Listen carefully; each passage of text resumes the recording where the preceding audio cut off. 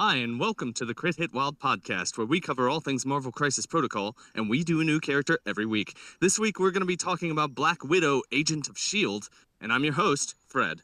I'm Brad. I'm Steven. Hey, I'm Tom. We have Tom back, everybody. Tom's back for the second week in a row. We also just had a tournament. There's not a hint there as to what he's here to discuss. All right, but before we get into anything else that we are going to discuss, let's start talking about upcoming events. So coming up on the 27th of June, there is a tournament at Fabricators Forge in Pittsburgh, Pennsylvania. This will be run by Bryce, and this is an affiliation match. That means that your list has to be entirely affiliated with one affiliation. This is fun. I've done this before. They are enjoyable as long as you have an affiliation that can stand alone. But most do at this point. Most affiliations can. Not all. Then, coming up on July the 11th, there is a tournament at Battlegrounds in Ravenna, Ohio. This is going to be the next Appalachian Cup match, and I myself plan to be there, as does Brad, right? Yes. Is that correct, Brad? Uh-huh. Yep. Okay. So I want to see as many people as possible. We got to get some people out here to these Appalachian Cup matches. Then, coming up, I'm going to skip ahead a little bit because there are a few that are further out that I want to start calling out. They are slightly bigger events. On August 8th and 9th, there is a tournament in Farmington, Utah for the Utah Cup. On Saturday the 8th, there is a challenger event, and then on Sunday, the potential top cuts move to a smaller event, and everyone else can participate in a gymnastics event on Sunday. It is $50 for the 2-event ticket, and it covers both days and events, including entry. So if you are in the western part of the United States, head down to Farmington, Utah for the Utah Cup. Then, in October, there is going to be a tournament in Lansing, Michigan. This is going to be... Oh boy, I apologize. October 10th, that's the date. October 10th in Lansing, Michigan. This is a grand tournament, and it is going to be at Old School Gaming in Lansing. And it is also going to give the winner an invitation to Worlds at Adepticon. There, I got it all. Got it all in there. Sorry, I was trying to read and talk at the same time. It's very hard to do. All right, those are the upcoming events. We are still in a holding pattern when it comes to news out of AMG, waiting for the July character update. We have no idea when in July it's going to be. It could be July 1st, or it could be July 30th. We have no clue. So, oh well. My guess is it's going to be later in the month. But it very well could happen the day before the Ravenna tournament, which would make that tournament interesting. What do you guys think would be the right course of action if that occurs? Just play old rules? If it's day before, yes. Normally, they give you a timeline of what the legal date is. You're right. Yeah. I can't print all the cards day before. Yeah, day before is 2. Week before, new rules. I don't care what the date says. 100%. It would create a lot of confusion because there would be people who have read it and are now starting to think in those terms, and there are people who don't. So anytime that there's a big shift in the meta, like what we're expecting this to be, it's going to create some ripples in the way that tournaments play out. Oh, dude, I love chaos, but day before, no one could print the cards ahead of time for the total event. Oh, I agree. I completely agree. It's too much to ask. Okay. Well, I think that we should hop into the main segment of our show today. That's going to be us talking about games we've played recently. All four of us participated in the tournament at Lost Legion Games and Comics in South Charleston, West Virginia this past Saturday. It was the Appalachian Cup qualifier for the month of June, and it was a blast. I really enjoyed it. I also did really bad, but that's fine. I wasn't expecting to do super great. Also spoilers. I guess I'll just hop right in, and we'll start talking about how our first round went. My first round opponent was Bryce. Bryce is a hell of a player. He is very good, and he brought uh, Captain America: First Avenger and Gambit. That's the really relevant pair there. We were playing on scientific samples and power overload, so both crises had the capacity for an extra point. And I think that both of us have scored that extra point at multiple points in this game. We were playing at a threat value of 19. I was playing Inhumans with Maximus the Mad. I had King Black Bolt. Nope, that's not true. I did not bring King Black Bolt. I brought Namor in this game. Max Namor, and then Gorgon, Baron Zemo, and Medusa. That was my 19. His 19 was Captain America, four threat Miles Morales, King T'Challa. I kept wanting to say King Black Bolt, and that's not correct. King T'Challa, Gambit, and Sam. That's right, Sam. Sam Captain America. And in round one, we went to our power overload points, and I dazed Sam with a lucky shot from Medusa. Medusa rolled up on Sam. I rolled like 3 hits, and then I converted 2 more hits into damage, and he rolled, I think, no successes.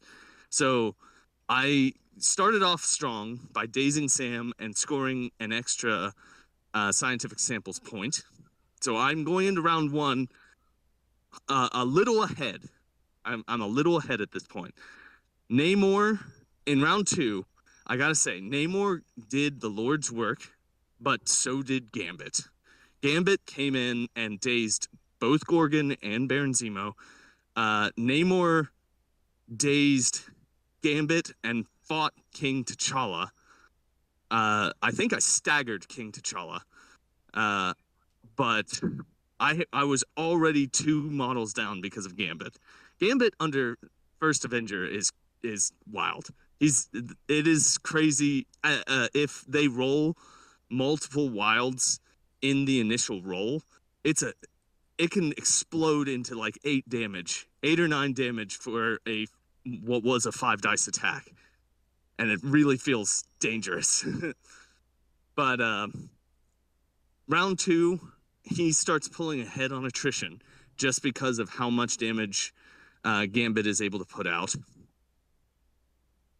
Round 3, King Black Bolt moves against Maximus the Mad, and I use Prince's Protection to get Namor down there and to keep Maximus the Mad alive, which worked out in my favor, but I am well on the back foot because he's attacking my back point, my back power overload point. I have completely forsaken going after his points. The 2 on his side of the map, I was just not even, I don't think I touched them at all, just because of how much trouble it was for me to have to go to them. I am falling behind on attrition because of the work of Gambit and King T. I mean, King T'Challa, even staggered, was dazing people. He is a real monster because he can still bound and do his spender, and then gets or I don't think he can do. He can still do his spender and get a medium move afterwards. This game, was close. It was brutal. At one point near the end of the game, I ran, I think it was Gorgon, to his back point to try and score a point. But uh, ultimately, I fell behind on attrition, and I ended up losing this game 20-16. It was close, but I could not pull this out. Uh, I knew that was probably going to be the case the moment I saw uh, Captain America: First Avenger. I know just how killy that list can be. All right, so I lose my first round. Let's move on to Brad. Brad, how was your first round in this tournament? Fred lied to you guys, and now he's just rubbing it in. I did not get to Oh play in God! this Oh God! tournament. You're right. You're I right. I'm sat so sorry. out so that there wouldn't be a bye. So thanks for reminding me, Fred. I'm so sorry. Brad is a good tournament organizer. We were, if he played, we were going to be an odd number. And boy, I'm embarrassed. I'm sorry, Brad. It's all right, Fred. So instead of Brad, let's move to Steven. Steven, who was your first round opponent and how did it go? That would have been Johnny Belasto, and he was playing a Cyclops X-Men, and I was playing Green Goblin Spider Folks. We were on Inhumans Deploy, Advanced Weaponry, and Strike Team. This was at 18 threat. It went 4 rounds, and for my 18, I brought Green Goblin, of course, Loki, Prince of Lies, Mysterio. I'm trying to think of the other ones. Lizard and Doctor Octopus.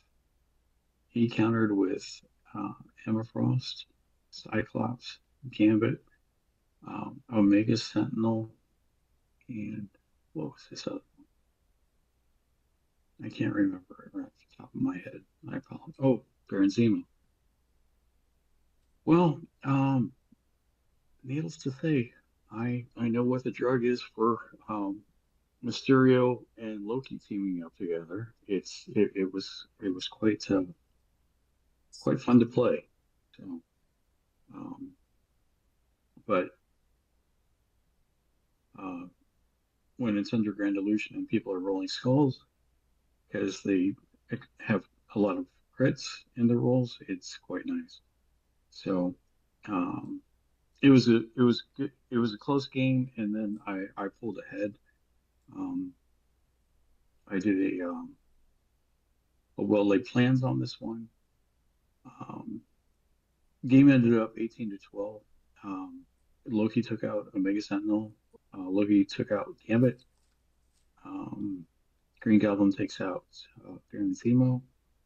Emma was off to the one side, and I was starting to pick on Scott, and I had not lost anybody. So, needless to say, it was a good game. It was just it worked the way I expected it to. So, Okay. stay away from Well, Emma and play everybody else. So. right. And well laid plans. We'll get to another game. Okay. All right. Well, congratulations on winning, Steven. Tim or Tom. Oh my God, I'm so sorry. Tom, how did your first round go? I'm a mess today, everyone. I apologize. So I would like to give a word of advice in every game I talk about today. So my first word of advice is when you drive 3 hours and listen to Dostoevsky and realize all of humanity is terrible, your first game, please try to remember you're playing a game and don't just make assumptions. So I played into Jason Harner, who I have played once before, and he played Brotherhood. So I said, "Oh, I bet he's playing Brotherhood."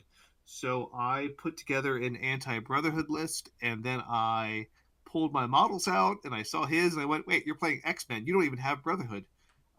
Don't do that. Please, as a player, know what your opponents are playing because it might matter." Um, we played on Scoundrels and Inhuman Weapons. I am in this tournament playing a Captain America Steve 1 list with a Defender's Flex or Sam if I need to, specifically because the the rumor mill going around is Steve 1's leadership might be adjusted in the upcoming change. So I wanted to charge for 1 in as many games as possible. Prior to that being changed, we played on Scoundrels and Inhuman, and I brought Sam, Cap, Echo, Bill, Shang into Emma, Magic, Professor X, Cable, and Toad.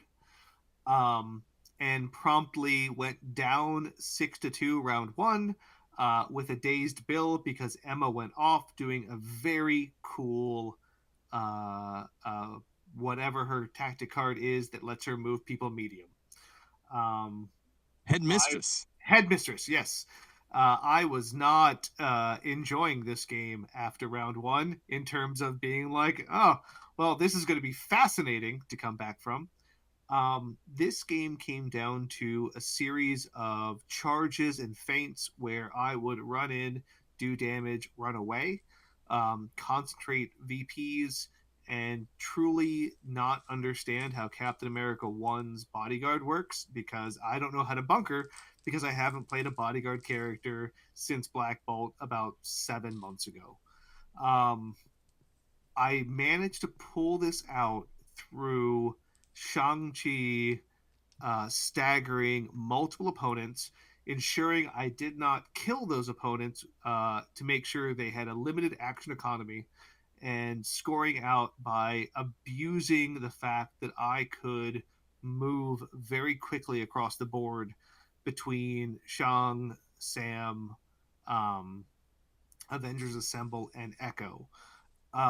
This was a very close game, and I realized after the fact how I really had to dial in after round 2 because I was in a terrible situation, um, and still amazed I won this one.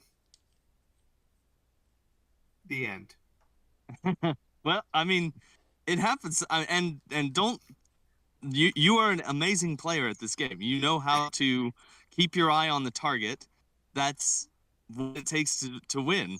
You adjusted on the fly and you won this game. Oh, 100%. Well done, sir.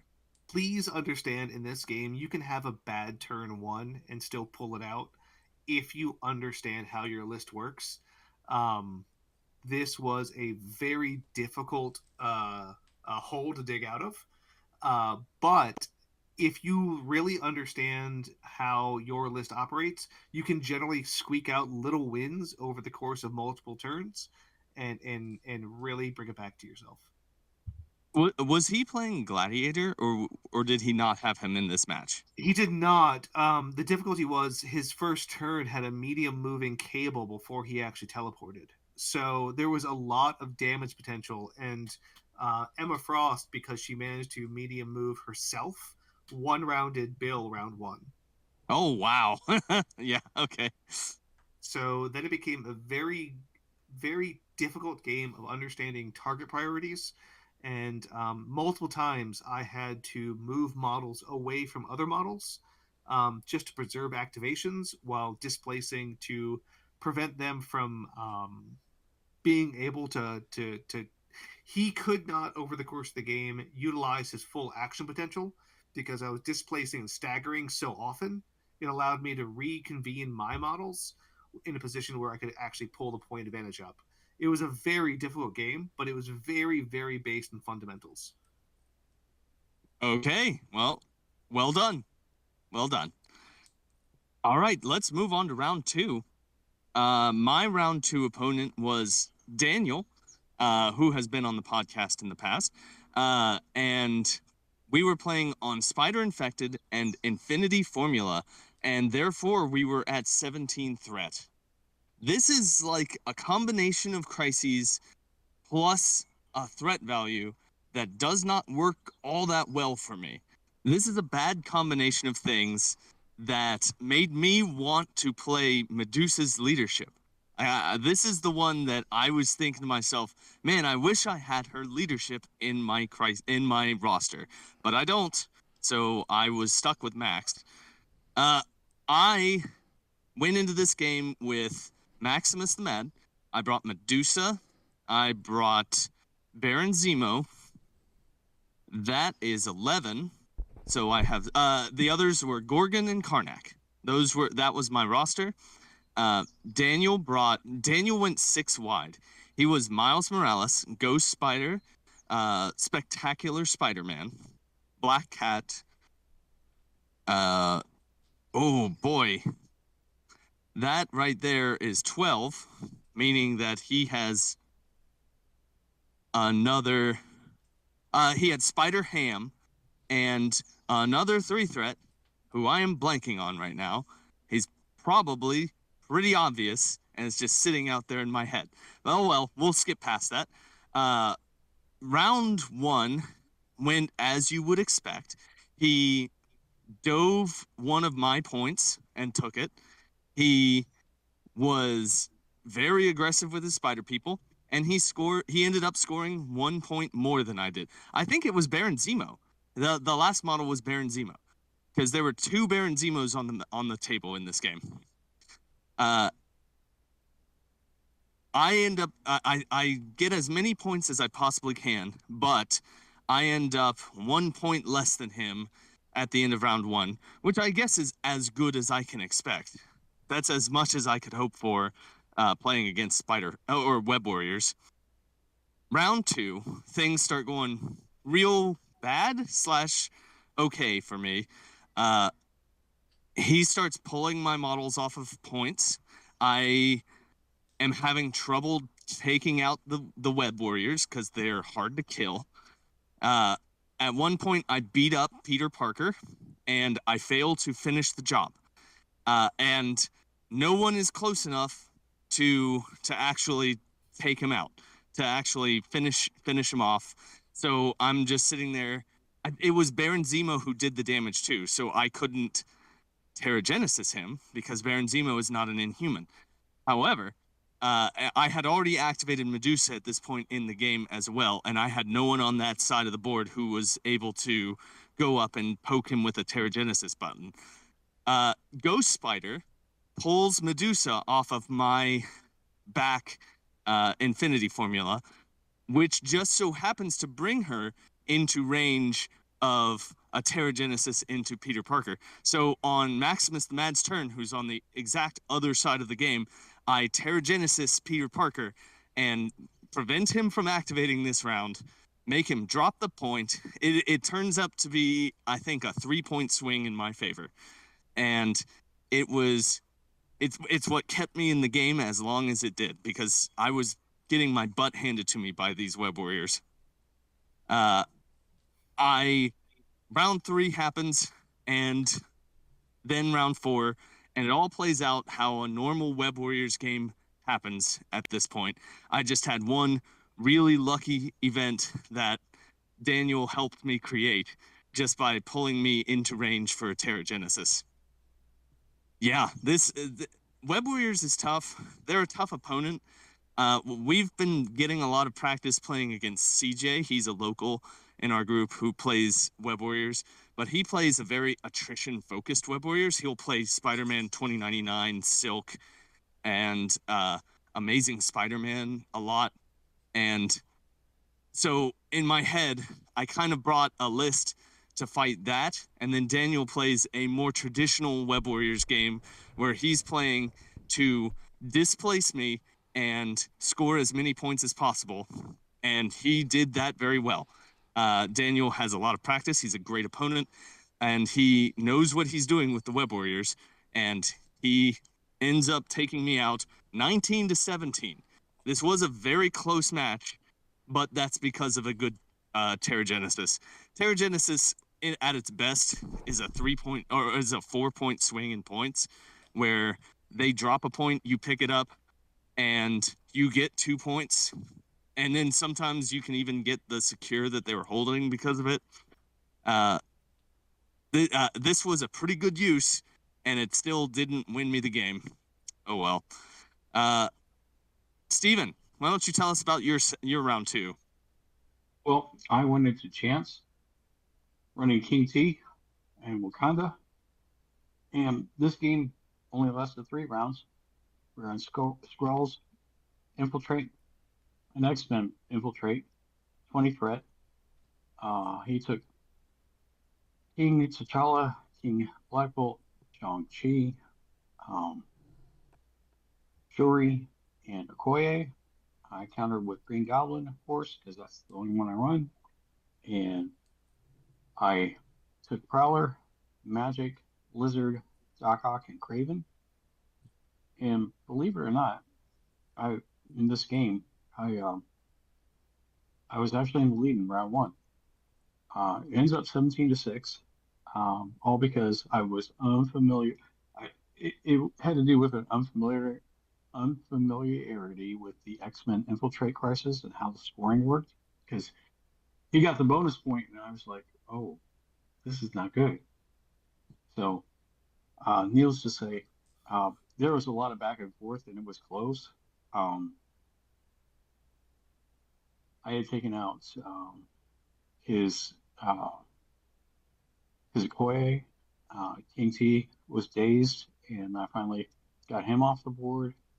Uh, King Black Bolt was dazed, but my feeling was Prowler in my list because he failed to do what he was supposed to do, which was flip points, and he failed 3 times Oh flipping no. points.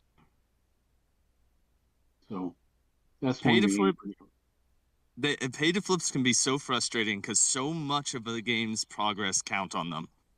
Like Mm-hmm. you can lose a game doing nothing wrong just because you can't flip a damn pay to flip. Well, in the first round, it was I flip a point, he comes in, he tries to flip it, he flips it. I come in and try to flip it, I flip it. It was that back and forth, in that first round. In the second round, things started spiraling out of control because he was not doing his job. So, Yeah. needless to say. But, yeah, Chance said he was sweating bullets the first round because it was a back and forth. And then Craven went in, did his survival thing and did the custom upgrades and surprise webhead into King T, and he did not get him. Oh no. He famously rolled only 2 successes on 9 dice. So they love you. It is what it is. Yeah, that's unfortunate. But it was an exciting dynamic game that just kind of slipped away into his favor and out of mine. So that's what I'll All say to right. that. Well, I'm sorry to hear that. That's Oh, it's all but right. it happens. He was running A tier characters versus my B tier characters. So All right. Well, Tom, why don't you tell us about your second round? Yeah, so round 2, I was paired into Josh, who plays Brotherhood. Um, I think I should talk about what the list I ran actually does. So, like I said, I was trying to play Captain America 1 um, as a hi, this is the end of potentially his era. Uh, but as part of that, I brought a Defenders Flex, which allowed me in this one to go, oh, it's Brotherhood. He's a Magneto player primarily, but I can outpunch him with Defenders by making the Blue Marvel and Doctor Strange bubble. We ended up on, I don't know the names of things, the Triangle Secure and the 3 Source extracts in the center of the board. Survivors search for safe shelter. Sounds right. And Sentinel you're schematics. stealing. Yep, there it is. It's not Sentinel schematics. I did that one wrong. I entered it wrong. Well, that's the 3 in the middle. Is it? I don't know. Whatever the 3 in the middle is, I don't know. But anyway, so we end up on I think 19 points. I bring Blue Marvel, Doctor Strange, King T'Challa, and Shang. which of all the lists I can bring in the game is probably the strongest I can do as a defender's setup. And It's an amazing list. That's like it's A tier mod. genuinely stupid. Uh-huh. I understand that a lot of people believe that the Soul Strange is a stronger defender's option, and I will not argue that it might be. I have not played enough defenders, this being my first defenders game, even though I brought it as a duel for squad goals in probably 9 months.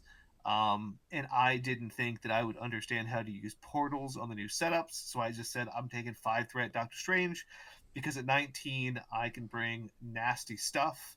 As long as I control points values, I should be okay. Um, there is no way I think in the game to match that output. Just genuinely, I do not know how anyone can outfight that. So this game was built on the idea that as a player who hates attrition and is trying to learn it, I was going to punch my way through. Um, this is the first 6 round game I have played probably in 2 to 3 years. And it was literally me just being like, I'll go down a point or two every round, but you're going to go down 1 to 2 models every round. Um, it was just brutal in terms of being able to defend against his attacks because he played, I think, Juggernaut, Magneto, Emma, and Rogue, and he just couldn't punch through my defenses. And the fact that Doctor Strange boosts his dodge dice, he couldn't even use Magneto to the extent he would like to. It's just a rough list to fight into. It real like, and did Doctor Strange heal everybody all the time too? Yeah, 100%. Yeah. I It's also have, such an attrition monstrosity, the defenders list right now. I have Patch Up and Indom on the list, and like, it's just brutal. Yeah, because they bring you down 6 health. They do 6 damage to you, and then you heal every bit of it in 1 round Well, without any difficulty. I can heal 3 on Strange every round, and I have a one-time use of Patch Up. Right. And That's 3 on Strange every single round. That's so good. and the difficulty is like I said, I went down on points because fundamentally I realized the total VPs in this game is only 6 victory points per round. So who cares? Like I'll go down 2, 3, maybe even 4 points for the first couple rounds. But by the time that we get into the later rounds, he can't score out because there's only 6 points on the table. It's a source extract. He can't run away. And I'm just my output is so high in terms of damage. It was brutal. It sounds brutal. That's an amazing team what you brought. Oh, it's dumb. It is a dumb list. I hope it gets adjusted in the updates. Blue Marvel, man. Yeah. Well, Blue Marvel and King T and Shang. Right. Like, At least one of those is almost certainly catching a nerf. I mean, I hope so. Shang. All right. Well, congratulations, Tom. Going on to round 3. Speaking of Blue Marvel, my opponent was Johnny Blasto. He was playing Cyclops of Cyclops X-Men. I almost said Cyclops Avengers. That's wrong. Cyclops, Blue Marvel, Omega Sentinel, who was a monster this game. She was very good. He had who else did he have? He had Emma Frost. Yes, he had Emma Frost and someone else who I'm blanking on. This was at threat value 20, and it was on Skrulls and Wedding Party. I played King Black Bolt, Maximus the Mad, Medusa, Gorgon, and Baron Zemo. Yeah, and that was my entire roster. This game was very frustrating for me. This was a game where I just could not make anything happen. Like, I could not get my dice to cooperate. I would never get the triggers I need, and I would roll, and I'd roll relatively poorly.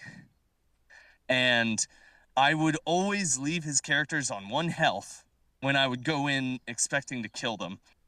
Uh, he also pulled a trick that I hadn't seen yet, where I had lined up a perfect Terrigenesis against Cyclops.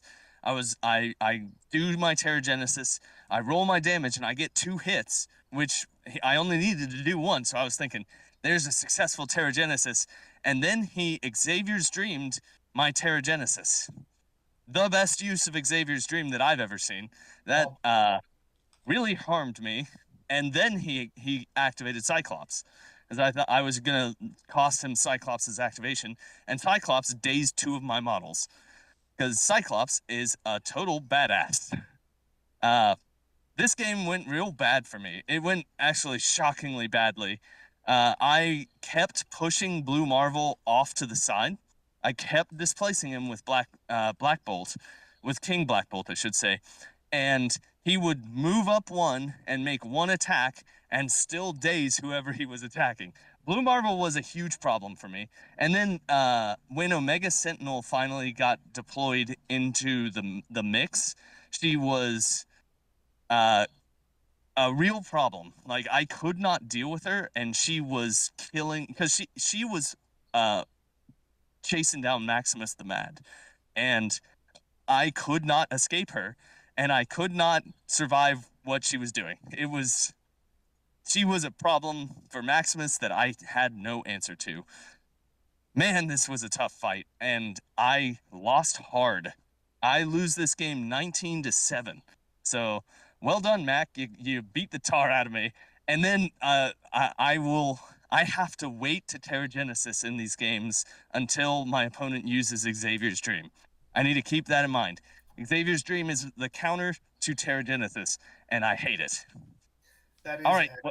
that is what Sooner has said for a long time. If you don't force them to use that early enough, X-Men have an advantage against Inhumans, he believes.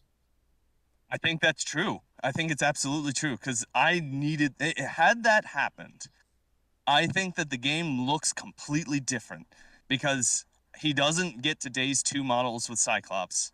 I score, that would have been, I think, a 5-point swing, because I would have scored that wedding party that he was on. He was holding a guy, and I would have scored 2 victory points. So that was a huge moment that I was denied because of Xavier's Dream. Everyone who's having a problem with Terrigenesis, just play X-Men. That's the answer.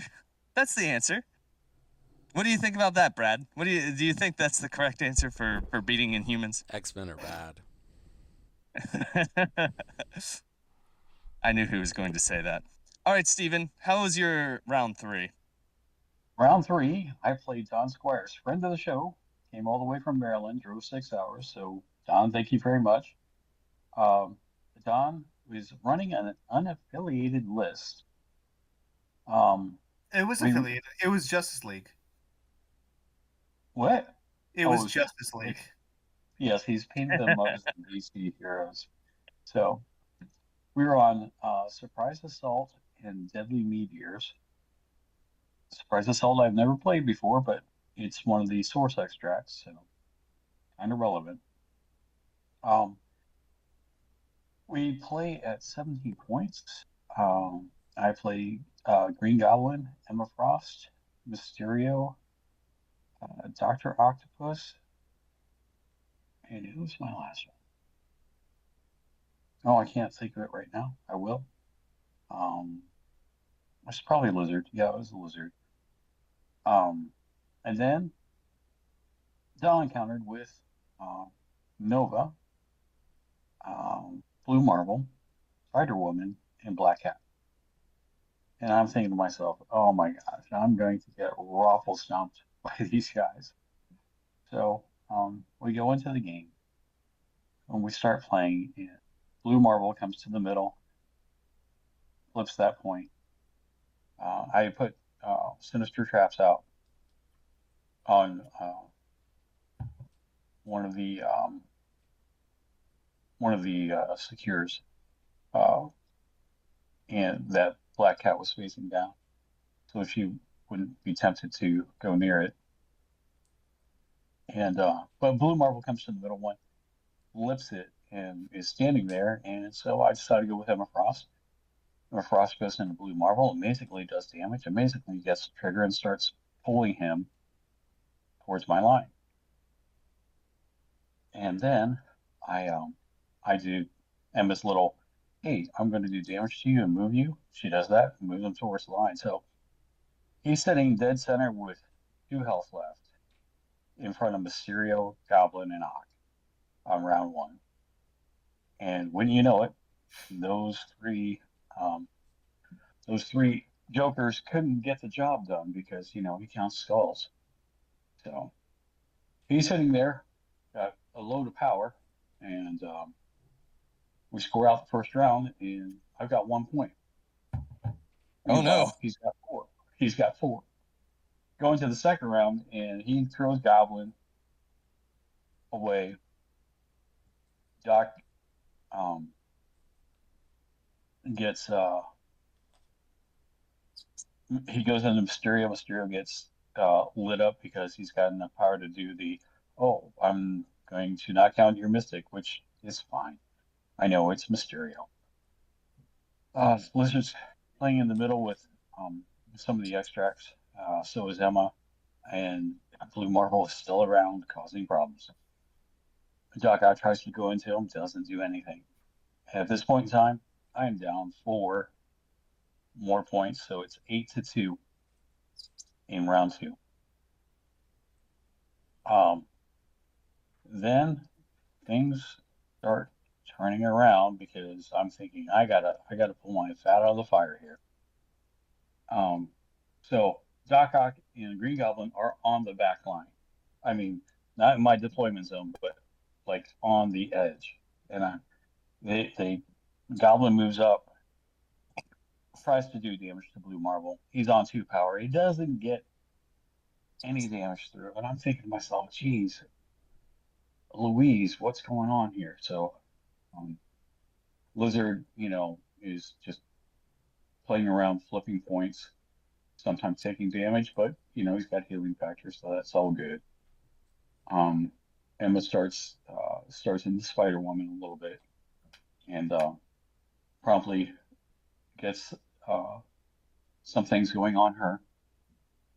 And Blue Marvel at this point in time had taken Mysterio off the board, so I'm down a character. Nova is having problems with Lizard, which is good. Lizard's keeping him busy. At this point in time, Doc Ock is full of power. He's got like 7 or 8. Goblin only has 2. And his Nova, his Spider Woman, and his Black Cat all have extracts. I'm like, I really need to pull out well-laid plans, but Goblin doesn't have the power, so how do I do this? So I have Doc Ock walk up next to Goblin, of all people, and I pick up a size 2 terrain, and I throw it at Goblin. Making Goblin do a dodge roll, which I promptly fail all 3 rolls, which is beautiful, because now I have 3 power. And then I pull off well-laid plans. I do 2 damage to Cat, she drops. I do 2 damage to Spider Woman, she drops, and she digs. I don't do any damage to Nova, so he doesn't drop, but that play probably saved my bacon. It was the last activation, and I had scored some points, and Don, I believe, scored 1, which is the one that he had on Nova, because Blizzard was flipping points because there's only 2 points because nobody's gone towards the Sinister Traps yet. So at this point in time, I start in, and I finally get Blue Marble, and his Black Cat decides to, well, I got to start interacting with this objective that has a Sinister Trap on it. He triggers the Sinister Trap, and it promptly does 3 damage, ending her activation. So things are not looking too bright for Don. And his Spider Woman decides to run away. I start collecting sources, and start flipping points and do a little bit to Nova. Uh, Needless to say, it was it was a very, very slow grind. This game goes 7 rounds. I do get blue marble off the table. Black cat goes off the table because Doc Ock went into her, rolled 4 dice like he normally does. Plays AMG, makes that 5.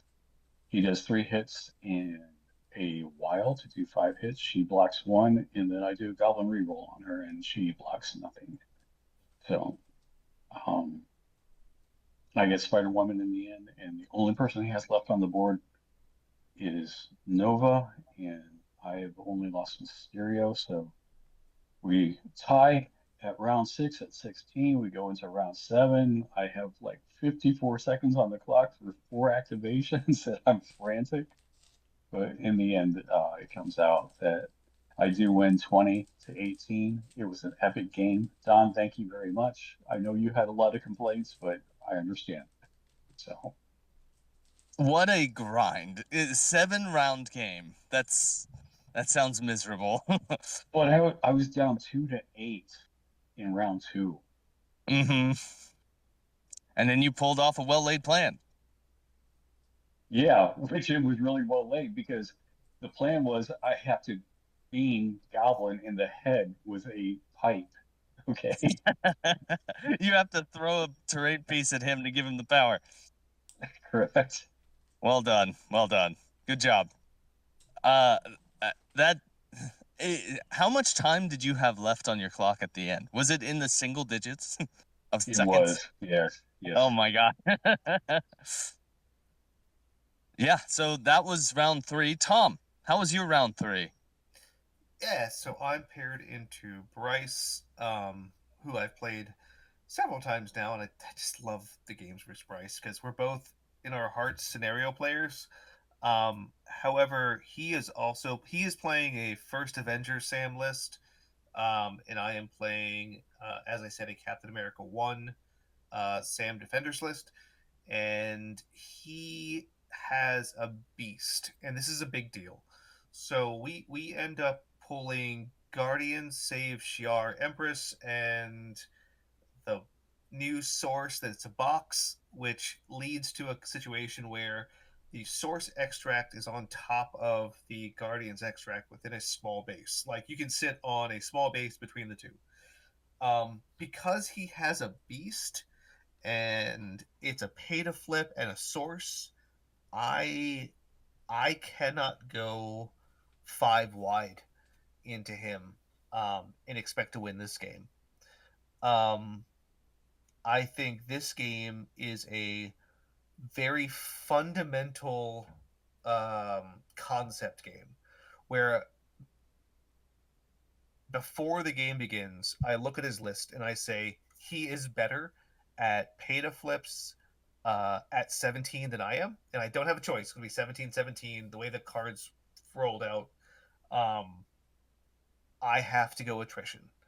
So I roll Steve 1, Ronan, King T'Challa, and Shang into his Luke Cage, Sam, Ultimate Spider-Man, Beast, and Bill.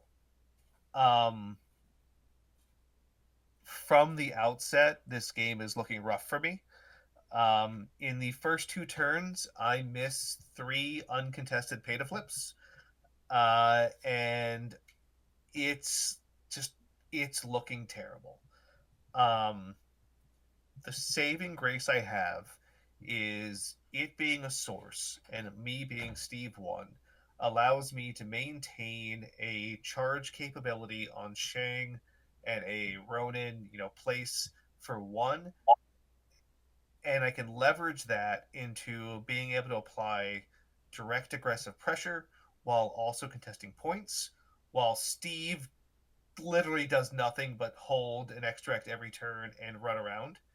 Um, Again, I don't know how to play bunker styles. I don't know how to play attrition very well, but in this game, I am forced to lean into it heavily. Um, he is up probably 3 to 4 points by round 3. But over the course of the next 2 turns, I'm able to focus on attrition and rotating enough that I start to pull ahead or pull even. Um, and the big thing in this game is it's coming down to him having enough activations to matter. Ronan starts just going buck wild. He's just dazing characters left to right. I'm chasing people with Ronan. He is doing all the work for my team because his dice math is just better. He can hunt 3 threats all day long. And with his mobility and his ability to advance on his gaining attack, he is able to get into the positions to start flipping points that by the last turn of the game, I've closed the gap to being within 1 point of Bryce, but he's at 3 models to my 4. Um, what ends up happening here at the end is I have to flip 3 of the 4 points and I think hold at least 2 of the extracts, and I can win the game. So by the time Bryce is done with his activations, I have 3 models remaining, and I run cap to try to flip a point and fail. Cool. It's okay. I have 2 more chances on this point. And then I think it's Shang tries to flip it. Fail. Okay, that's fine. I have a King T. King T finally is able to flip the point, and I can rotate using his long movement to flip the other point and to leap to get in position. Um, but this honestly, this game came down to two factors. Number one, you can fail pay to flips if you have a plan to bring it back around. You have to have the math on your side to have multiple opportunities to succeed, because if you fail, it feels really bad, but there's another option. Having models with gainers is a huge deal. And specifically in this setup, having a Captain America 1 team where I could utilize the 1 cost charges to try to build power in other areas made all the difference in the world. Um, it was a very difficult game, and honestly, I thought I'd lost probably round 2 after failing the first 3 pay to flips, and then that last round when I failed 2 uncontesteds before my third one succeeded, I just thought I'd lost. But having the built-in redundancy and understanding your power economy is massive in this game. The end. It sounds like your games you're on the back foot at the beginning. This has been the case for all your games so far. You're on the back foot and you crawl your way through grit and determination to a victory in the end. Do you think that Yep, correctly I hate identifies attrition. how you played this? Yeah, I hate attrition games. I hate them so much. I hate playing attrition, but you have to play it at some point in the current meta. The the I current don't think you can just get by on a scenario-based game. And I was convinced by another friend of the podcast not to play Criminals this endeavor, and I did not play Criminals, and I just wish I played Criminals because I understand them. I do not understand this attrition-based game, but you have to believe in the math. I want to send a personal thank you to whoever that friend of the podcast is. Mostly because I just hate Kingpin. Right. Well, let's move into round 4. Okay, so there was a possibility with the number of people who were playing that this could have been the last round had the pair down lost, but the pair down did not lose. So we went into a round 4. I want to point out that the pair down match looked like the closest game that was there that night. That was It a really crazy did. game. It was shockingly close. There was I think it was the last one to finish in It round was. 3. I mean, in the end, like it wasn't close based off of trying to kill King Black Bolt, because that's hard until my game. Spoilers, but it looked so tight up until that point. Right, right. I lied. The last game was Stevens, the one that went 7 rounds and he had no time left. But it was the second to last, and I should say it was between Chance and Jason, and they're both great players, and that was it looked really close. All right, let's go to round 4. Um, I am at this point 0-3. I have not won a game. There's only one other person in this matchup in this tournament who is also 0-3, and that is a person that I would not expect to be in that position. That is Savage. Savage, who is a great player in this game. He also, he did very well in Adepticon Worlds. I forget exactly how he placed, but he did very well. So there had to be a reason for him to be down here with me, and that reason is that he was playing Weapon X program as his leadership, and he had also not been playing for a while, and he had never played any of the new crises. So he was at quite the disadvantage. If anyone can make Weapon X work, I have no doubt that Savage could do it. Here's the thing. I think Weapon X is just unequivocally broken. I think that they just don't work the way that they are currently laid out. This game was on Spider Infected and Lockdown. Lockdown is the one that is 4 set up in a square. It's 4 secures set up in a square, and one of them will switch off every round. We were playing at 18 threat. 18 is a weird spot for me, so I was playing 3 4s and 2 3s. I was playing Maximus the Mad. I was playing Medusa and Ronan the Accuser. And my 3s were Baron Zemo and Gorgon. This game, I think he had his leadership was on Logan the Wolverine, which is interesting because I think he's not technically affiliated with Weapon X, but he can. He is. He it's is. the other Wolverine that is It's not. the other one. Okay, never mind. Then, but he, Logan the Wolverine, was the leader. He had X-23, Deadpool, Cable, and ooh, I am blanking on his last model, but he was. Domino? No, it wasn't Domino.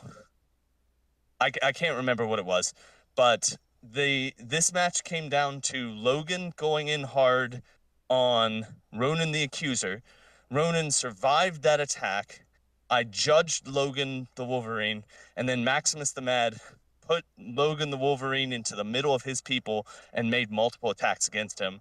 I think just one. I think that effect only happens once, but when I attack him with a mystic attack, he hurts everyone who's friendly around him. Like, he hurts his friends when you attack him with a mystic attack. And that means that Maximus the Mad can move him and then hurt everyone around him. It's a great little thing to use against Logan the Wolverine. Maximus is particularly effective at it, and it gave me a huge advantage in this game. Ronan the Accuser was also an absolute house. He tanked as much damage as he possibly could. He gave out Judgment to Cable, to Logan the Wolverine, I think multiple times, and to Deadpool. He really carried his weight this game. He also, at one point, did the double spender into Cable. I think I did it into Cable once and then into Deadpool. And I got the explosive trigger both times and did damage to everyone around him. This was a game where I win this game due to attrition, due to the extra splash damage that I was spreading out all over the place. I want to point out you can actually leverage that problem on Logan and make it a benefit for that team because your allies that he attacks get 1 power for that. And in Weapon X, if they have healing factors, that could actually lose you games as the opponent. Because I can give them like charge, like I can make X-23 have enough to be able to charge. Correct. And, Logan's one of my favorite characters in the game, and I've used that as my benefit before. Okay, that's good to know. It definitely helped me. Yeah, and then when they activate, they just heal the damage he does. Yeah, that makes sense. Yep. Uh, I think that it didn't help him enough in this game to be worth the downside. I win this game. Let's see, 16-11, and yeah, I want to. It was because of Ronan and Maximus the Mad. Those two models together carried me through this game. All right, Steven, how did your fourth round go? It well, I was playing Joshua, and he is the Brotherhood player that we had mentioned before. And I, for some reason, I have troubles against the Magneto Brotherhood, and just like I am Night Blind in chess, I am Asteroid M Blind in MCP. So, It's a similar thing. They just come out of nowhere. That is a yeah, they, really important thing to look at. There's a lot of times you do not want to attack Brotherhood models. It's a very important thing to understand. well, he took a Mark IV and did the Stompy, Yep. so, and he had power. So I was up 4-2 in the first round, but quickly my dice abandoned me. I had a long game with Don previously, and I could and I still have 4 hours to drive to Cleveland. So I'm just like, you know what? We were in round three, and Emma had rolled some dice to hopefully do something to Rogue, and I rolled 3 blanks and 2 shields, and I'm like, you know what? I'm just going to concede, you know? And that's what I did. I mean, Oh, okay. You were I was, exhausted at this point. I was frazzled. I was tired. Calvin was off the table already because Magneto did bad things to him. So, Hmm. like Red Skull or something. Um, so yeah, I just called it there, and I just kind of relaxed after that. So, That um, sounds like a good plan. Josh is yeah, like also a great Brotherhood player. Like he knows what he's doing with Brotherhood, with Magneto no, specifically. and like I said, I was pretty mentally drained from the game previous, going 7 rounds. Hmm. So yeah, my heart wasn't in it. So we just left it at I that understand. and gave him the win. Well, I good on ya. I understand being there. It was a long day for you. Yeah, Tom. sometimes you just Oh, sometimes you just got to realize where your limit is, right? So, right, right. Yeah. Tom, you are 3-0 at this point in the tournament. Why don't you tell us how your last round went? Yeah, so I am paired up against friend of the podcast and fellow Conan the Barbarian Chance, Uh-huh. otherwise known as Kirk, um, who is testing the King T leadership, which has a lot of play right now. It seems like a really good list, which meant I didn't feel confident playing defenders because it's really good into defenders because of the displacement values. So we end up on Deadly Meteors and Scrolls. I choose 20 Threat because I don't like 17 with my current lists. Um, I don't know how to fix that, but I guess it's okay into some matchups, but I did not trust it into Wakanda, which can play really strong lists at lower values.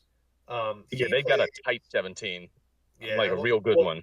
well, their 16, I think, is one of the best in the games. The 17 slightly worse, but I just didn't feel confident that my 17 could match it, uh, particularly on Deadly Meteors, where I didn't think we were going to score out. This is going to be an attrition game.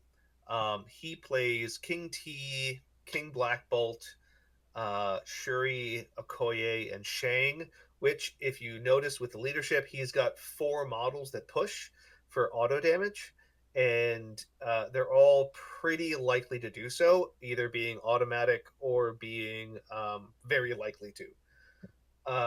I'm playing Sam, Steve One, Ronan, King T'Challa, and somebody else.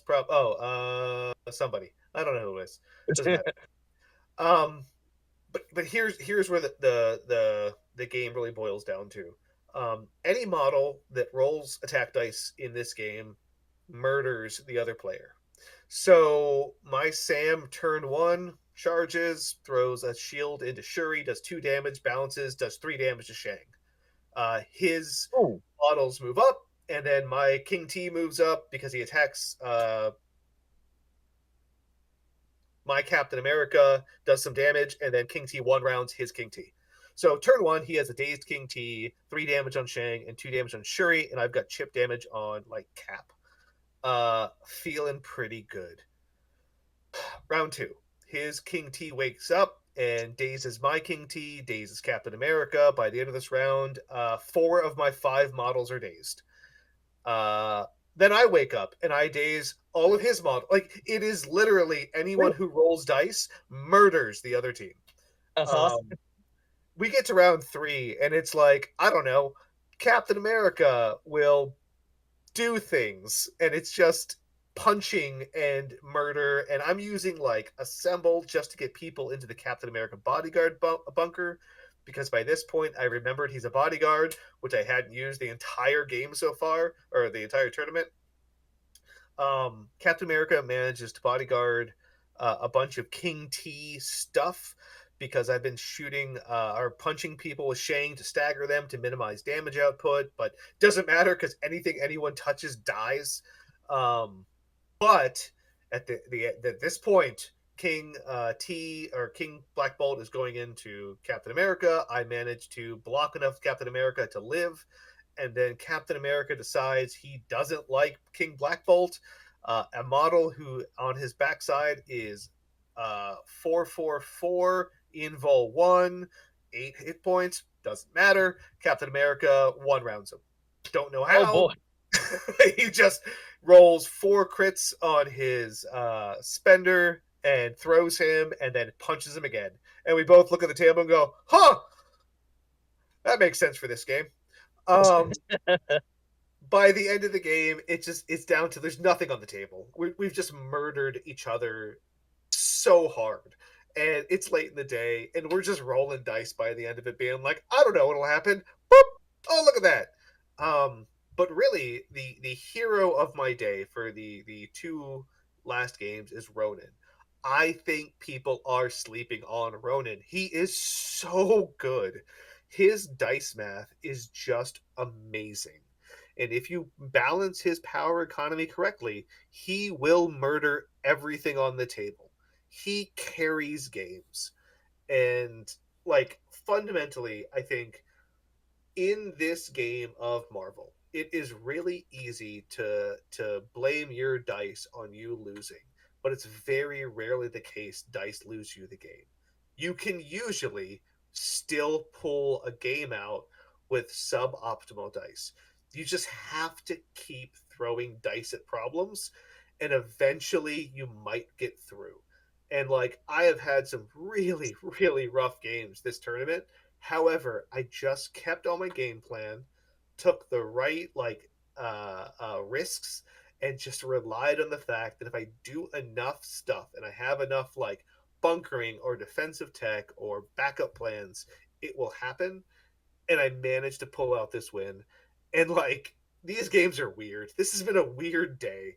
I don't understand how to play attrition, but I just leaned into the fact that over the course of a game, enough attacks will go through. Whether or not you're getting your pay to flips, because that's just hard. But making sure you have the power economy to do those and the movement to get back to them, it makes a huge difference in your gameplay. And that's my TED talk for the day. Well, I mean, I'm looking at the final score in that game. The final score is 11-8. Did you table him? Is that how that Now, ended? he got his first activation. If he doesn't kill King T and Ronan, it doesn't matter. So he does his attack. He leaves both of them on 1 life. Shang does like 6 damage to King T and like 5 damage to Ronan in his 2 attacks. But Shuri fails her Wakanda Forever, and at that point, Ronan gets to beam both of them and murders both of them. So like, Okay. it was one of those games where like, this doesn't matter anymore. Like, Yep. Yep. All right. Well, congratulations on your win, Tom. It is not a surprise, but well done. Well done, I, sir. I was surprised. I didn't think list was as good as it was, but honestly, playing it, there's so much you get to do with Steve One leadership. It's ridiculous. And you've got the ability to flex into defenders with Doc Strange, Blue Marvel. Who are the other people in that? King T and Shang-Chi. Yeah, That's that's the dumbest 19 I've ever played in my life. that is the most. Those are the four of the best models in the game, just Yep. on the table at the same time. Yep.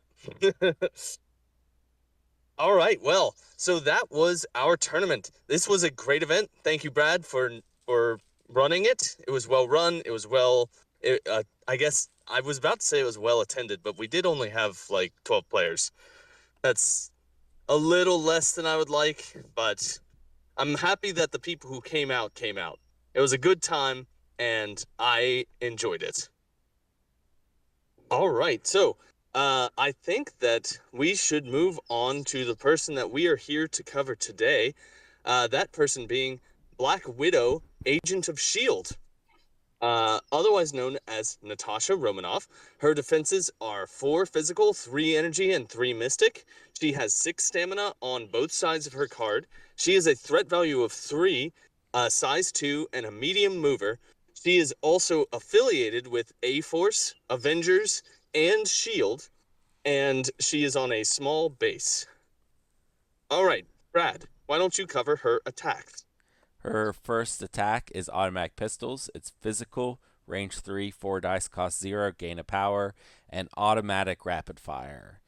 No trigger. So she makes another one of these attacks against the same target that cannot trigger rapid fire. Her second attack is tear gas. It is also physical. It is area 2, 4 dice, cost 2. They do not gain power for the damage dealt. And after each attack is resolved, the defender gains the poison special condition. And then her final attack is Widow's Kiss. It's energy, range 2, 6 dice, cost 3. Add 1 die to this attack roll for each special condition the defender has. And wild push before damage, push the defender away short. No size restriction. Oh, no size restriction. Okay. Tom, why don't you finish out the rest of the card? Sure. Interrogate is a reactive ability. At the start of the cleanup phase, if this character is within 2 of 1 or more dazed enemy characters, it may use a superpower. Its controlling player increases the amount of VPs they score from crisis cards during this cleanup phase by 1. That's a very complicated way to say you get 1 VP if you interrogate someone for 3 power. I've always wondered why it's phrased that way. Like, why do they go through that many words? It's very weird. Reactive parting shot for 2. If after an attack target this character is resolved, this character may use a superpower. The attacking character suffers 1 damage. This character may advance away from the attacking character short, and she's got self. Okay, and that's it for her card here. What is everyone's first impression on this card? I'm gonna start. Steven, what do you think about Black Widow, Agent of S.H.I.E.L.D.? Well, she's pretty direct and pretty straightforward.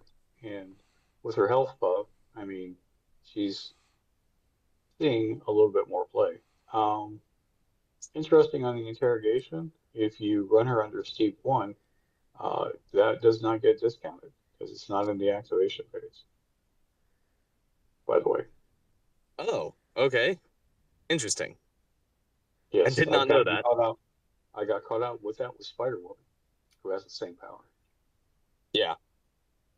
I love that power, by the way. It's just so nice to be able to steal 1 extra victory point if you manage to daze them close enough to Black Widow. It's just fun to do. Mhm. She's a meat and potatoes kind of like character, I would say. Yeah. Okay. Uh, Brad, what do you think about Black Widow, Agent of S.H.I.E.L.D.? She's got to be at least the third best character named Black Widow. I yeah. I don't see people using the Widow's Kiss Bender, except for the move. I think that's really why people are going to be doing it. Because her other attacks are pretty good, hitting either multiple people or hitting the same person a couple times. Both seem like they're pretty good tech. And I love Interrogate. It's really cool. Is this the cheapest model in the game with Interrogate? I think it is. Yes. The lowest only- threat value. There's only 2 models with Interrogate. That's true. Yeah, you're right. So, yes. Yeah. Stealth's always good. I think if you're taking her, it is for the Interrogate, and everything else is just nice to have. I should say this is this is Natasha Romanoff. There's a 2-threat version of her and a 4-threat version of her as well. The 2-threat version it gets splashed around. I don't think splashed around, but it goes a lot of places just because it's a very effective 2-threat model. And the 4-threat version of Natasha Romanoff is really good. She has like this cool ability where she can throw, if she is holding an objective and she gets dazed, she gets to place it instead of the opponent. And she's really like hard to kill. She has martial artist within I don't think it's within, is it within 3? No, it's a good martial artist. Martial's I don't She has I she has martial arts within 2, but she can reroll her mystic and physical defenses versus attacks. yes, yeah. She's real good. So the biggest problem with this model is that she's named Natasha Romanoff because she's a 3-threat version of those. Tom, what do you think about this model? I am going to assume I have played this model more than anyone else on this cast. I am That a is big fan of her. I really like playing Shield. She is a phenomenal Shield model after her health buffs. I have never used any attack but her basic attack for her. the The rapid idea fire. rapid fire in invaders getting potentially 1 or 2 rerolls is literally just a great attack, right? You're 4 die rerolling 1, maybe 2, including skulls. Who cares? You're really taking this model to grab stuff on the midline and run away with parting shot, and then activate late in the round to get an interrogate off. Yeah, she can displace models. That's cool. That's probably something that's really useful. I've never had the opportunity that I needed to gamble on it. I think of all 3 Black Widows, she was the best in the old Crisis Pack. I don't know where I rate her in the new Crisis Pack. It's weird because she doesn't have martial artist as compared to the other 2, so she's not as comfortable being in people's faces in the same manner. But for 3-threat, I actually think she's very, very solid in a lot of places. I think she's genuinely underplayed. All that being said, I don't know how she actually feels in the new Crisis Pack because there's less extract she's great on, if that makes sense. Yeah. She's interesting because her defensive tech is parting shot and stealth. Yes. And that oftentimes means that they attack her once and she pings them for 1 and then is outside of range 3 and they don't get a follow-up attack on her. That's a pretty good little combination. Yes, and with sources and stuff, it really has kind of taken away from her value there. Like, she was really, really good at being your midline grab in something like an invaders list, where you were perfectly fine with her being attacked because she was probably living, because she's stealth, she's getting attacked probably once, no matter what, and then she just needs the 2 power for the parting shot, so if she takes 2 damage, she runs away, and then she's in stealth range again.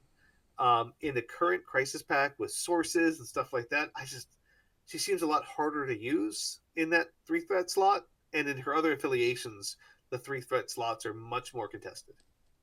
Right. And not Shield in like Avengers and A-Force. Yeah. Correct. So, like, if I was looking at her, the best lists I ran her in were Shield and Criminal Syndicate, actually. Oh, okay. She is phenomenal in Criminal Syndicate. Previously, I haven't really played her recently, because if you are racing to get VPs and have a concentrated attrition concept, she can grab something in the middle, get shot, run away, and the end of the turn, run up and take the interrogate off the one model you've dazed that turn. Right. Yep. You can just use her to score one extra little point, which can help you win the game on round 3. Correct. Okay. Well, so I don't know if there's a whole lot of tricky stuff here. Like, what do you guys think about tear gas? Her little fart attack, where it's just an area 2, and it costs 2 power. I kind of don't like it. It's pretty terrible. Yeah, it's not great because area attacks, in order to pull them off, you need to be in the fight, and I feel like she doesn't want to do that. It doesn't even matter. Yeah, it's 4 physical dice. Right. I don't. For 2 power. I don't know Like, why who it cares? costs 2 power. Yeah, that should be a free attack. Yeah, I agree. It's kind of bad. Her other attacks are okay. Like, the rapid fire is good. The fact that it's an automatic trigger, that it doesn't have to roll anything, and then her spender, it's I guess, like Tom said, like, it's something you don't ever end up using. It looks like it's pretty good. It's not bad. I just never have actually used it. I never wanted to run her in and use the 3 for a push versus double move her for an interrogate for 3. Right. Okay, well, there are some tactics cards that we should talk about. The first one is Professionals, which is her team up card with Hawkeye. Which we talked about it last week. Last episode. And it's terrible. It is a terrible card. It's not a good card. Let's talk about her other one. It's called Vertical Assistance. It is an unaffiliated active tactics card. During Natasha Romanoff's activation, she may spend 2 power to play this card. Choose an allied character within range 3 of Natasha Romanoff. The chosen character gains the Wall Crawler superpower until the end of the round. It immediately advances short. What do you guys think about this? What do you think about this, Brad, I should say? Wasn't there a card that did this, but with tactical analysis? Yeah, and that card was considered pretty good. I've never seen anyone play this card.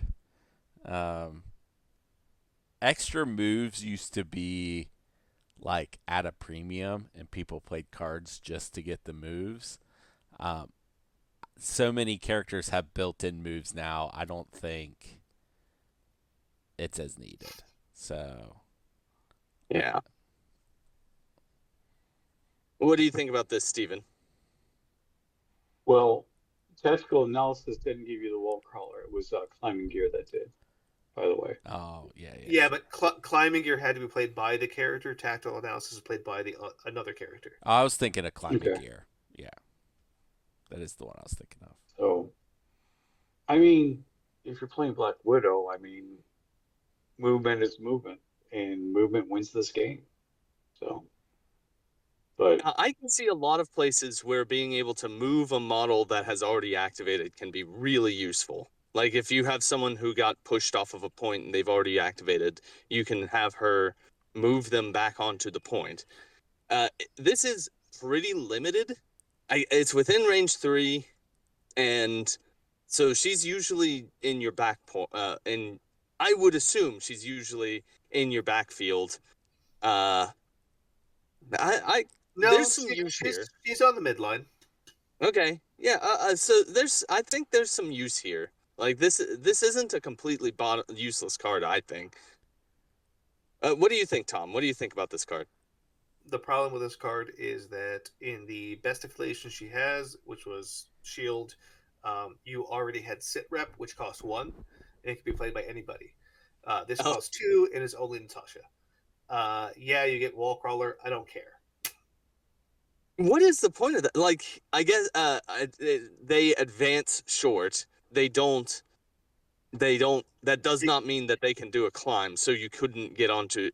This allows them to get onto a building, but it's a weird one. Like, well, so Sit Rep is a great card because you have plans for it in S.H.I.E.L.D, like, very consistently, because you have access to models like Hawkeye, or you're really trying to get someone to contest, and you can play it on other models. The difficulty here is this is requiring Natasha round 1 to have a target she can shoot at, if you wanted to get the most value out of it round one, or else you're waiting for it to be a reactive card. And if it's a reactive card and you're Natasha, you're falling back a lot of the time, and it gets really weird as to where your power economy goes. Because if you're falling back, you've already made two, and then you have to move again to rapid fire and move somebody else during your activation. It doesn't make sense why it costs two. Right. Yep. Okay. Well, I think that the consensus is that this is just not a card you ever take, and not that You it's because it's you will absolutely take this card if you have a really good plan. okay. I don't know if it's worthwhile if you don't have a really good plan. If you are Right. playing some weird Hawkeye Yondu shield where you're playing Sit Rep and Black Widow and you have a way to move both round one, so you have range 5 attacks for both models with double taps. I don't know. It just feels weird. Yeah. Yeah. Okay, well, we need to give a letter grade to Natasha Romanoff. So, what does everyone think about Black Widow, Agent of S.H.I.E.L.D.? Brad, what do you think? Oh, let me give a grade first. I think that she is. I I think the biggest problem now. I guess Tom said that this is the best one in S.H.I.E.L.D. to take. I think that there are two other versions of her that I see way more frequently. Uh, I kind of think that she is overshadowed by the fact that she has a two threat version of herself that is very good, and she doesn't have the same defensive tech that they do. I think that she works. She has use, but she's not high on the table in the premium. I'm going to give her a B minus. I'm giving her a B minus. Brad, what are you going to give to Black Widow, Agent of S.H.I.E.L.D.? Fred, if you don't give your thoughts first, then I can't tell you that you're wrong. And That's why that's I not do it fair this way. to me or the listeners. Um, I think she's a perfectly solid model that, as you said, unfortunately shares names with models slightly better than her in most cases. I say B. Okay, Tom, what are you going to give to Black Widow? I think she is a B for the best Black Widow. I think the difficulty with 4 threat Black Widow is she's 4 threat, and the 4 threat contested slot is way, way, way too weighted towards better models. And in the 2 threat slot, meh. So I think Okay, she's solid B. okay, that's fair. And Steven, what are you going to give to Black Widow? I'm also at a B. Okay, so I'm the lowest one. You are. Boy, I feel I think. I think if you played her, you'd realize she's better than you think she is. okay. Okay.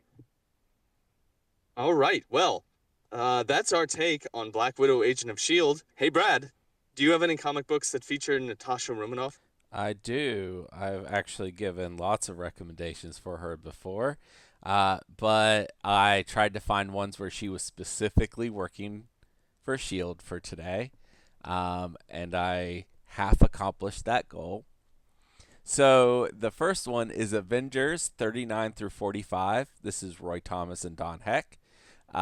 This is where Black Widow goes from an evil Russian spy to a heroic hero. Yes, I wrote that on purpose. These are classic Avengers stories.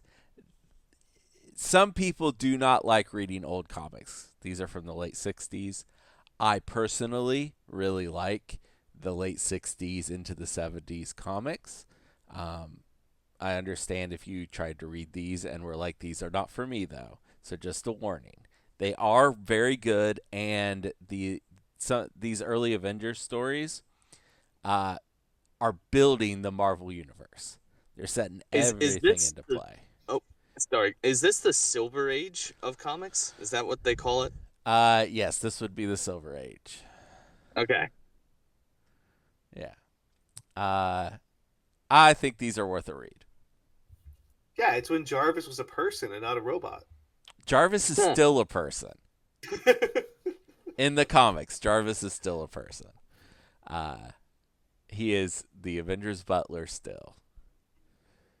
Then the second thing I have for today, and the last thing, is Secret Avengers, the 2010 series, 16 through 21. This is Warren Ellis and John Cassidy. And S.H.I.E.L.D. has created a covert superpowered team to run clandestine missions. And, of course, Black Widow is part of that team. Issue 20, especially, is a Black Widow highlight issue where the entire team of Secret Avengers is killed. And Natasha ends up not dead, but 1 year in the past. So she has a do-over, and she's keeping secrets from everyone, including her team, and trying to manipulate things so that they don't die the second time. Very interesting issue. So there you go. Okay. All right. Thank you, Brad, for those recommendations. So the only thing that's left is my non sequitur recommendation. So Black Widow was played by Scarlett Johansson in the Marvel Crisis universe, the Marvel Cinematic Universe. So we've done Black Widow now multiple times, and I fully came here intending to give a recommendation to watch Lost in Translation, one of her early movies. It's so good. A movie that I loved when I watched it. I watched the last time I watched it was, I think, 20 years ago, and I have not seen it since. I kind of want to go rewatch that movie. I was reading a thing on it, and it was saying that Lost in Translation doesn't hold up because it has very one-note depictions of Japanese people. And I don't know. I remember loving it at the time when I watched it. I'm going to tell you right now, Fred. When I came back from Japan after my semester abroad, I felt like that movie was my life. Okay. The alienation you feel in that country was it was fascinating. It does feel very similar to that. Okay. I just wish I'd met Scarlett Johansson there. Don't we all? Don't we all? Yeah. So yeah, I'll then if I've got someone else who's seen it and recommends it, then yes, that's what I'm going to recommend. Watch Lost in Translation. The reason I was qualified is I have not seen that movie in 20 years. I need to go rewatch it. It's been a while. It's got Bill Murray. It's always good. Fred. Yeah, I love Bill Murray. Fred, there's another movie where Scarlett Johansson plays a Japanese person. You're right. True. It's Ghost in the Shell. Yeah. And that's very questionable. Sure didn't watch that one. I did not. I heard that it makes sense within the confines of the movie. And that's all I heard. Hey, here's something that I'm going to recommend. Watch the original Ghost in the Shell. That movie rules. When she's fighting that spider tank and she beats herself to death, that was cool as hell. That's a great movie. I'm trying to remember. And I mean, actually, the more Brad talks about it, the more I'm curious. Because isn't it it was a dude who got put into her body? Something. I don't know. So maybe it would make sense with the context of the movie. They could actually work with that with her. That actually makes sense. Yeah, it is. That's what I heard, that if you watch the movie, it absolutely makes sense why she is not Japanese. And made the movie better? I don't know. That's what I heard. I have not seen the movie. I cannot speak on it. We're talking about the live action Ghost in the Shell movie. Yeah. Yes. Okay. Well, I want to say thank you, Tom, for being on for a second week in a row. It's always nice having you on. You have great insight into this game, and it's good to talk to you. Thank you, Steven, for joining us, and thank you, Brad, for running everything. And everyone out there who's listening, thank you for listening. I enjoy doing this. And I hope that everyone has wonderful games of Marvel Crisis Protocol. Goodbye, everybody.